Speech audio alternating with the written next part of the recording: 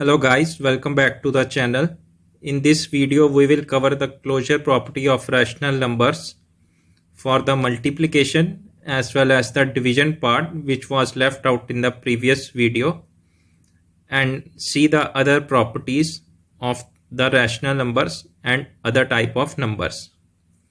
Before that, I would like to tell you that if you have not watched the previous video, kindly watch it for better understanding.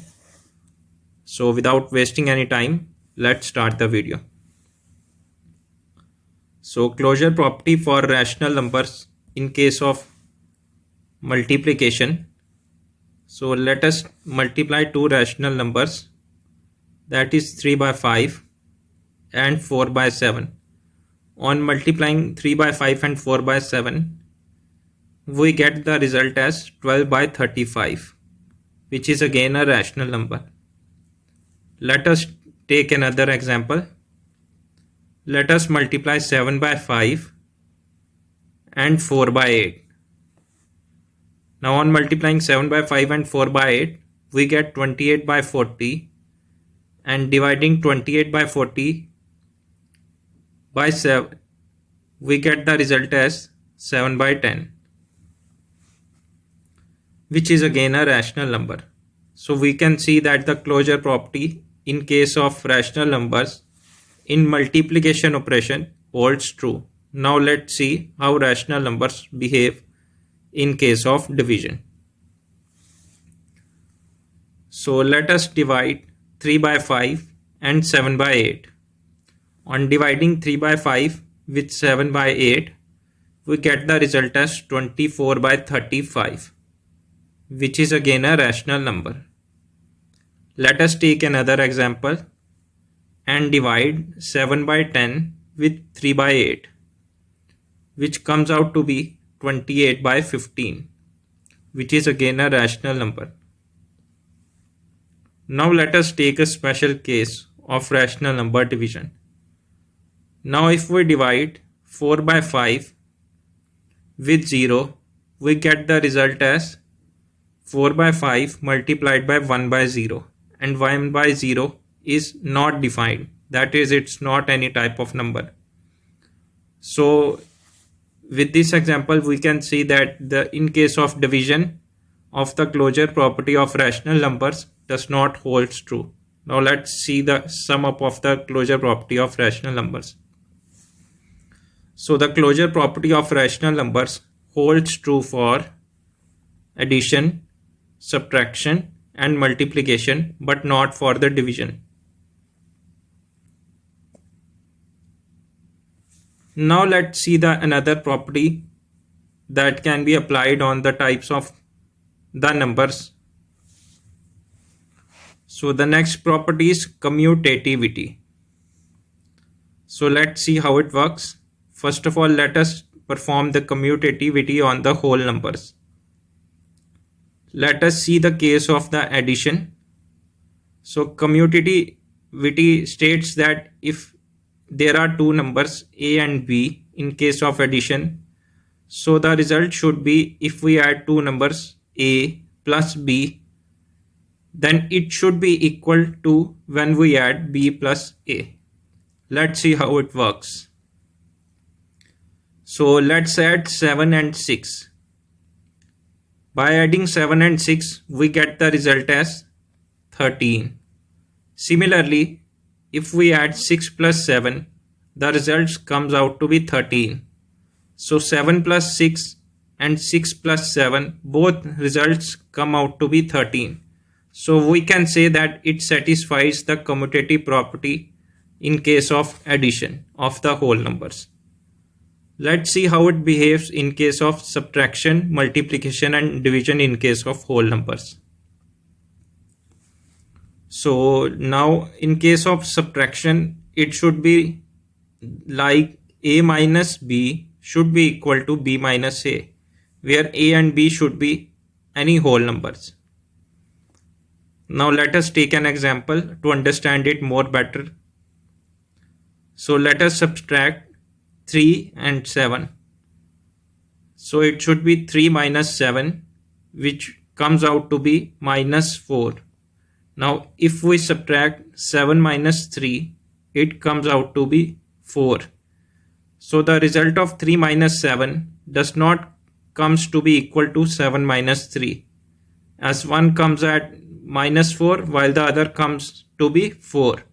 So the commutative property does not hold true in case of subtraction of the whole numbers.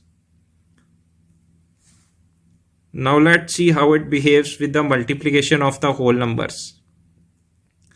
Now in case of multiplication, it should be like a multiplied by b should be equal to b multiplied by a. So let us multiply 7 with 3. The result comes out to be 7 multiplied by 3 equal to 21. Now if we multiplied 3 multiplied by 7, the result comes out to be again 21. So a multiplied by b comes out to be b multiplied by a. So we can say that the commutativity property holds true in case of multiplication in case of whole numbers. Let's see how behave in case of division. In case of division, the answer should be a divided by b should be equal to b divided by a. So let us take an example. So if we divide 7 divided by 5, the result comes out to be 7 by 5. Whereas if we divide 5 divided by 7, the result comes out to be 5 by 7, which is not equal. So we can say that the commutativity property does not hold true in case of whole numbers division. Now let's see how it gets concluded. So the commutativity for the whole numbers holds true for addition as well as multiplication, whereas it does not hold true for subtraction and division. Now let's see how the commutativity property behaves in case of natural numbers. Now if we add two natural numbers, the result should be like a plus b should be equal to b plus a. Now if we add 7 plus 9, the result comes out to be 16. Similarly, if we add 9 plus 7, the result again comes out to be 16.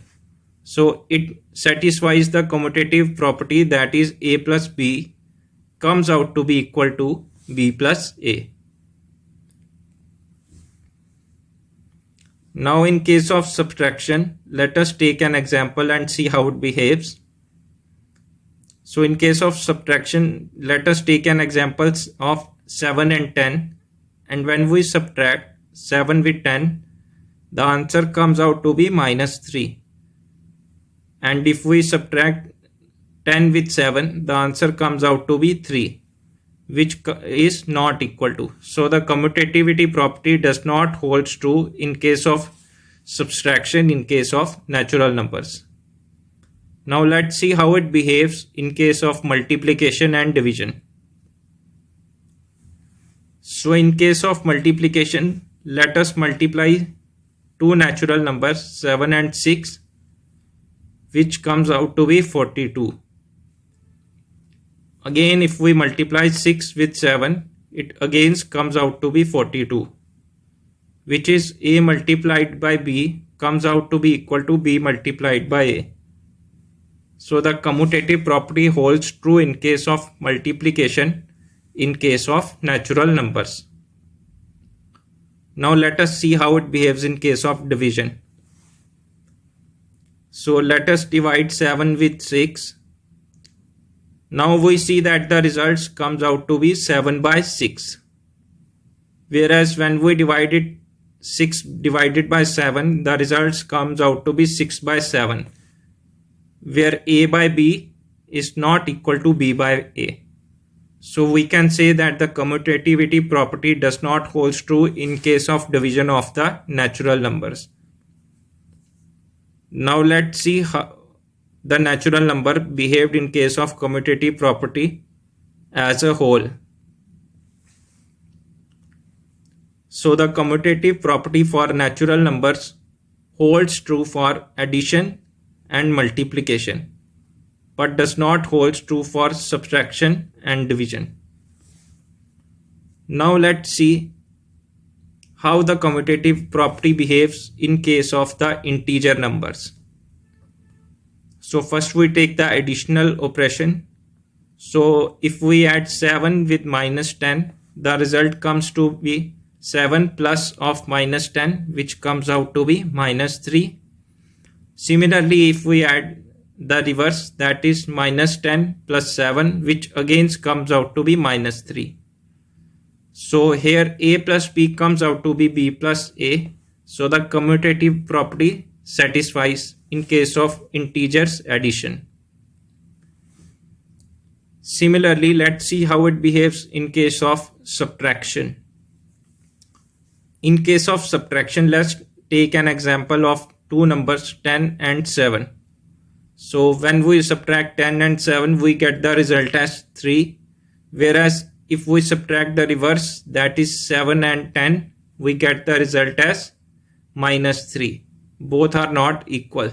So a minus b is not equal to b minus a. So the commutative property does not hold true in case of subtraction of integers. Now let's see how it behaves in case of multiplication and division. So in case of multiplication, let us multiply two numbers 7 and minus 10, which comes up to be 7 multiplied by minus 10, which comes out to be minus 70. Similarly, if we multiply the two numbers again with the reverse place, so it comes out to be minus 10 into 7, which again comes out to be minus 70. So a multiplied by b comes out to be equal to b multiplied by a. So here the commutative property holds true in case of multiplication in case of integers. Now let's see the last operation, that is the division operation, and see how it behaves. So let us divide 7 and 15. So we see the result to be 7 divided by 15 is 7 by 15, and when we divide the reverse, we get the result as 15 divided by 7. So we can clearly see that a divided by b is not equal to b divided by a. So the commutative property does not hold true here. Now let's come to the conclusion and see how the commutative property behaved in case of the natural numbers and integers, and see it. So the commutative property for the integers hold for the addition as well as multiplication, and does not hold true for the subtraction and the division.